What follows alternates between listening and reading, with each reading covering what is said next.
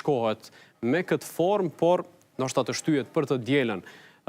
Sipas gjitha gjasave, sinjalet politike janë që nuk do të ketë sukses seanca e sotme, pasi që vetë kandidati për kryeministër i vetëvendosjes e ka thirrë nesër pasdite takimin me liderët e partive që përfaqësohen në kuvendin e Kosovës. Pra deputetët janë ulur në sallë dhe po presim edhe nesër si do të veproj Dehari. Megjithatë, muja do duhej që Kurtit shkonte në këtë takim, ta tregonte një farë gatishmërie për komunikim, apo është në rregull që të shkojnë të tjerët përfaqësues, Saranda, Bugujevci?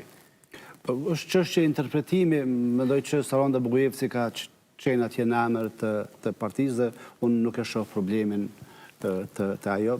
Mendoj që edhe si kur kishte shkuar zoti Kurti, rezultati do të kishte më qenë para shumë i lehtë. Nuk po e dim çfarë do të jetë, po besoj që nesër zoti Kurti do t'i pret përfaqësues të partive dhe shpresoj shumë që më në fund do të arrihet një zgjidhje e cila është më së e nevojshme.